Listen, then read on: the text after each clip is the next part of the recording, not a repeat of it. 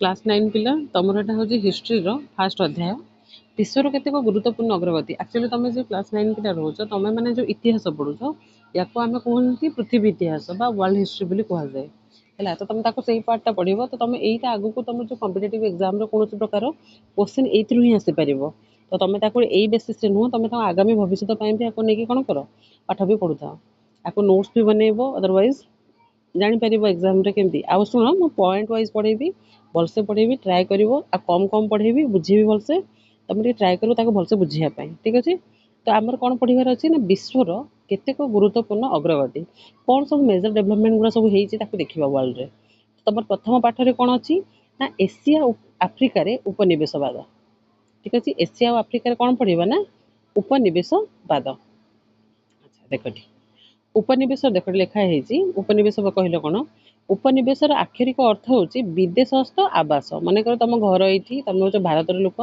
तुम आउ गोटे जगार गोटे घर अच्छी लाइक जमी मनकर मुझे कौटिकार भुवनेश्वर है मोर घर गोटे ढेଙ୍କାନାଳ अच्छी ताने कौन कहीपरि मो घर हूँ कौटी एक्चुअली मो घर हूँ कौन भुवनेश्वर है मु आउ गोटे घर कौटी रखी ना ढेଙ୍କାନାଳ मोर यहाँ विदेशस्थ आवास है बाहर गोटे जगार मोर घर है मनकर मुझे इंडिया रू मोर घर जाइए इंग्लैंड रे ताने कौन मोर विदेश में थी आउ गोटे आवास या ही कौन कहुए ना उपनिवेश बुझीगला ये गोटे पॉइंट रहा देख कौन सी अंचल प्रवासी मानक बसति स्थापन को एक स्वताधिकारी राज्य मनकर मातृदेशर लाभपाई कार्य लगाइबा हूँ उपनिवेशवाद दुईटा वार्ड अच्छी गोटे हूँ उपनिवेश गोटे हूँ उपनिवेशवाद दीटा जाक वार्ड को भलसे देख उपनिवेश कहले बाहर देश में विदेश में तुम घर बा आवास आपको कौन कह ना उपनिवेश उपनिवेशवाद कहले कौन ना तुम से जो विदेशस्थ आवास तुम कौन हो ना गोटे प्रवासी होकर रोच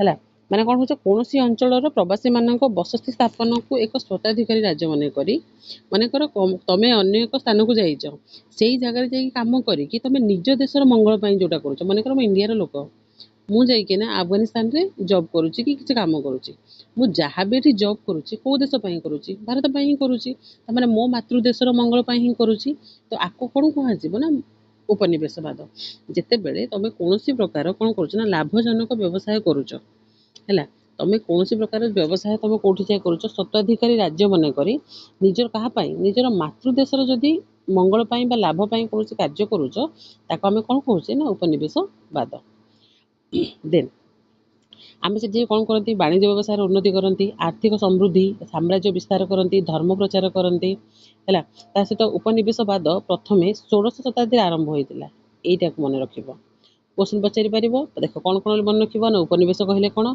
उपनिवेशवाद कहले कौन उपनिवेशवाद केवे आरंभ होता प्रथम 16 शताब्दी में 3टा क्वेश्चन मिलगला तुमको देन यूरोपीय राष्ट्र माने पृथ्वीर विभिन्न अंचल निज देश उपनिवेश किसी दरकार ना यहाँ से एशिया और आफ्रिका को मुख्यतः वाणिज्य व्यवसाय उद्देश्य आसी विभिन्न स्थान में वाणिज्य केन्द्र मान खोली एकचाटिया माने एकुटिया व्यवहार माने कारोबार वाणिज्य कारोबार से करुले वाणिज्यिक प्राधान्य विस्तार करने कलह कलह मैंने कौन लगी झगड़ा लगी कारण तुम जान यूरोप रू कहले तो केवल पर्तुगीज मैंने आसी ना इंग्लैंड आसते फ्रांस आसीला डच मैंने आसी ओलंदाज मैंने आसी एमती बहुत प्रकार लोक आसते समस्त भितर कौन है ना कलह लगिला तो प्रथम पर्याय उपनिवेशवाद अष्टादश शताब्दीर शेष भाग पर्यंत चली 19 शताब्दीर शेष बेलू उपनिवेशवाद उपनिवेश स्थापन और औपनिवेशिक प्रतिद्वंदितार पुनरुत्थान है तो 19 शताब्दीर विभिन्न देशर सामाजिक अर्थनैतिक राजनैतिक अवस्था उपनिवेशवाद विकास सहायक होता ये किसी भी इम्पोर्टाट ना ये जी देख ये गोटे जिन देख कौन कौन कहली मन रख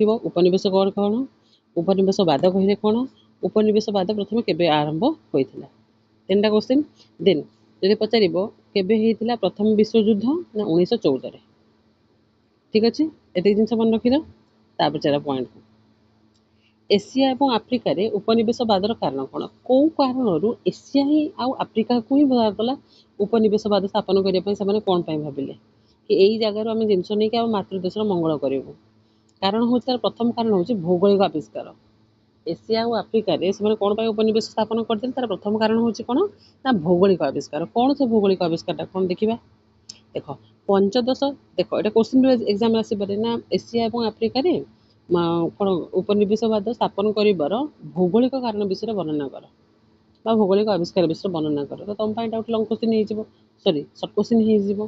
କ'ଣ ନା ପଞ୍ଚଦଶ ଆଉ ଷୋଡ଼ଶ ଶତାବ୍ଦୀର ଭୌଗୋଳିକ ଆବିଷ୍କାର ଫଳରେ ଭିନ୍ନ ଭିନ୍ନ ସ୍ଥାନରେ ଅନେକ ନୂତନ ଅଞ୍ଚଳର ସନ୍ଧାନ ମିଳିଲା। ମନେ ରଖିଥାଅ, ଭୌଗୋଳିକ ଆବିଷ୍କାର କ'ଣ ପାଇଁ କରାଯାଏ? ଗୋଟେ ଜାଗାକୁ, ଏଇଟା ମନେକର ଗୋଟେ ଜାଗା, ଆମେ ଏହାର ଭୌଗୋଳିକ ଆବିଷ୍କାର କ'ଣ ପାଇଁ କରିବା? ନା ଏଇ ସ୍ଥାନରେ ସବୁ କ'ଣ କ'ଣ ଜିନିଷ ମିଳୁଛି, ବିଭିନ୍ନ ସ୍ଥାନ, ବିଭିନ୍ନ ଜାଗା, ବିଭିନ୍ନ ପ୍ରକାର ଜିନିଷ ମିଳିବ ଏ ଜାଗା ଗୁଡ଼ାକରୁ। ତ ସେମାନେ ବି ଅନୁସନ୍ଧାନ କଲେ। ୟୁରୋପୀୟ ରାଷ୍ଟ୍ରମାନଙ୍କରୁ ଏସିଆ ଏବଂ ଆଫ୍ରିକା ମହାଦେଶର ବିଭିନ୍ନ ଦେଶକୁ ଜଳପଥ ସ୍ଥଳପଥ ଆବିଷ୍କୃତ ହୋଇଥିଲା। ବ୍ରିଟିଶ ମାନେ କେବେ ମଧ୍ୟ ଆମ ପାଇଁ ସେଇ ଯେଉଁ ଜଳପଥ ସ୍ଥଳପଥ ଯାହା ବି ସେ କରିଥିଲେ, ସେ ତାଙ୍କ ପାଇଁ ହିଁ କରିଥିଲେ। କ'ଣ ପାଇଁ? ତାକି ସେମାନେ ଏଠି ଯାତାୟାତ କରିବା ପାଇଁ ତାଙ୍କୁ ସୁବିଧା ହେବ। କାହିଁକି? ସେମାନେ ଦେଖିଲେ ବିଭିନ୍ନ ପ୍ରକାର ଜିନିଷ ସବୁ। ଦେଖ, ଏଇଠି ବ୍ରିଟିଶ ମାନଙ୍କର ଗୋଟେ ଗୋଟେ ସବୁ ଥିବ କ'ଣ, ତାଙ୍କର ସବୁ ଯେଉଁ ଫ୍ୟାକ୍ଟ୍ରି ଗୁଡ଼ା ଥିଲା। ଏଇଠି ମନେକର ଗୋଟେ ଜାଗାରେ ଖାଲି ବହୁତ ସାରା ସୁନା ମିଳୁଛି ଏଠି, ତ ସେ କ'ଣ କରିବେ? ଏଇଠି ମନେକର ଗୋଟେ ସମୁଦ୍ର ଅଛି, ତ ଜଳପଥ ସେମାନେ ତିଆରି କରିବେ କି ନାହିଁ? ଏଇଠି ଗୋଟେ ପାହାଡ଼ ଅଛି, ସେ ପାହାଡ଼ଟାକୁ କାଟିଦେବେ, ଏଠି ରେଳ ସୃଷ୍ଟି କରିଦେବେ। ବୁଝି ହେଉଛି? ସେ ନିଜ ଫାଇଦା ପାଇଁ ହିଁ କରୁଥିଲେ ଜିନିଷ ଗୁଡ଼ା। ଫଳରେ ଦେଶମାନଙ୍କ ମଧ୍ୟରେ ଯାତାୟାତ ଏବଂ ଯୋଗାଯୋଗର ଅଧିକ ସୁବିଧା ହେଲା। ଯାତାୟାତ ଯେତେବେଳେ ସେମାନେ ଜଳପଥ ଆଉ ସ୍ଥଳପଥ କଲେ, ତ ଯିବା ଆସିବା ବି ବହୁତ ହେଲା, ଯୋଗାଯୋଗ ବି ବଢ଼ିଆ ଚାଲିଲା। ପ୍ରତ୍ୟେକ ଦେଶ ଅନ୍ୟ ଦେଶ ସମ୍ବନ୍ଧରେ ଜ୍ଞାନ ଆହରଣ କଲେ। ଏଇ ଦେଶଟା ୟା ବିଷୟରେ ଯେତେବେଳେ ରାସ୍ତା ତିଆରି ହେଇଗଲା, ସିଏ ଏଇ ଦେଶର କଲଚର ସେମାନେ ଜାଣିଲେ। ଏଠି ଆଉ ଗୋଟେ ଦେଶ ଅଛି, ସିଏ କ'ଣ ଅଛି, ଇଏ ବି ଯାଉଛି, ସମସ୍ତେ ଏମିତି ଯିବା ଆସିବା କଲେ ଦ୍ୱାରା କ'ଣ ହେଉଛି ନା ଆମର ସମସ୍ତେ ସମସ୍ତଙ୍କ ଭିତରେ ନଲେଜ ପାଇଲେ। ତ ଭୌଗୋଳିକ ଅନୁସନ୍ଧାନକାରୀମାନେ ନୂତନ ଭାବେ ଆବିଷ୍କୃତ ଅଞ୍ଚଳରେ ବ୍ୟବସାୟିକ ଓ ରାଜନୈତିକ ଲାଭ ପାଇଁ ଅନୁକୂଳ ପରିସ୍ଥିତି ଥିବା କଥା ସେମାନଙ୍କ ବିବରଣୀରେ ଉଲ୍ଲେଖ କଲେ। ସେମାନେ କ'ଣ କଲେ ନା, ଯେଉଁ ବାହାରୁ ସବୁ ଭୌଗୋଳିକ, ତୁମେ ଜାଣିଛ ଜିଓଗ୍ରାଫିର ଯେଉଁମାନେ ସବୁ ପଢ଼ିଥାନ୍ତି, ସେମାନେ ବିଭିନ୍ନ ଜାଗାକୁ ଯାଆନ୍ତି ଅନୁସନ୍ଧାନ କରିବା ପାଇଁ, ହିଷ୍ଟ୍ରି ଆଉ ଜିଓଗ୍ରାଫି ବାଲା ହେଲା। ସେମାନେ କ'ଣ କରନ୍ତି ନା, ଏଇ ଜିନିଷ ଗୁଡ଼ାକୁ ରିସର୍ଚ୍ଚ କଲେ, ଦେଖିଲେ ଯେ ହଁ ଏଇଟା କର୍ଣ୍ଣାଟକର କୋଲେରୁ ଅଛି, ଏଠି ବହୁତ ସାରା ସୁନା ବାହାରୁଛି, ଏଠି ବକ୍ସାଇଟ୍ ବାହାରୁଛି, ଏଠି ଲୁହାପଥର ବାହାରୁଛି। ଏଇ ଜିନିଷ ଗୁଡ଼ାକ ସେ ତାଙ୍କ ବହିରେ ସବୁ କ'ଣ କଲେ ନା ଲେଖିଦେଲେ। ଲେଖିଦେବା ଫଳରେ କ'ଣ ହେଉଛି, ଯେଉଁ ବିଦେଶରେ ଥିବା ଲୋକମାନେ, ସେ ଯେଉଁ ୟୁରୋପୀୟ ମାନେ ଥିଲେ, ସେମାନେ ଏଇ ଜିନିଷ ଗୁଡ଼ା ପଢ଼ିଲେ ବହିରୁ। ପଢ଼ିବା ଦ୍ୱାରା କ'ଣ ହେଲା ନା, ଏଇ ଜାଗାକୁ ସେମାନେ ଆସିକି କ'ଣ କଲେ, ଏଇ ଜିନିଷକୁ ତାଙ୍କ ଦେଶକୁ ନେବା ପାଇଁ ଲାଗିଲେ, ଯାହାଦ୍ୱାରା ଉପନିବେଶବାଦ ସ୍ଥାପନ ହେଲା। ବୁଝିହେଲା? ତାପରେ ଏଇ ଯେଉଁ ଭୌଗୋଳିକ ଆବିଷ୍କାର ହେବା ଫଳରେ କ'ଣ ହେଲା, ଉପନିବେଶ ସ୍ଥାପନ ହେଇଗଲା। ବୁଝିହେଲା? ଏଇଟା ଆରାମସେ ବୁଝି ହେଇଥିବ ଏଇ ପଏଣ୍ଟଟା, ଜଷ୍ଟ ଇଣ୍ଟ୍ରୋ ଖାଲି କହିଲି ଏଇଟା ଆଜି। ତ ତୁମର କାମ ହେଲା କ'ଣ, ଏଇ ତିନିଟା ଯେଉଁ କୋଶ୍ଚିନ୍ କହିଲି, 3-4ଟା କୋଶ୍ଚିନ୍ ତାକୁ ବି ଦେଖିଦେବ, ପ୍ଲସ୍ ଏ ଭୌଗୋଳିକ ଆବିଷ୍କାରଟାକୁ ତୁମେ ନିଜ ଲାଙ୍ଗୁଏଜ୍ ଲେଖିବାକୁ ଟ୍ରାଏ କରିବ।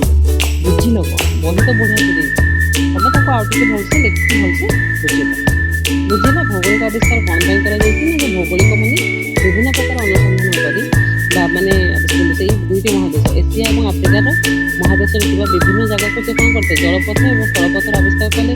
ଫଳରେ ଯାତାୟାତ ଏବଂ ଯୋଗାଯୋଗ ହେଲା, ଯାହାଦ୍ୱାରା ଭୌଗୋଳିକ ଅନୁସନ୍ଧାନକାରୀମାନେ ନୂତନ ଭାବରେ ନୂଆ ନୂଆ ଜାଗା ସବୁ ଆବିଷ୍କାର କରି ତାଙ୍କ ବହିରେ ଉଲ୍ଲେଖ କଲେ।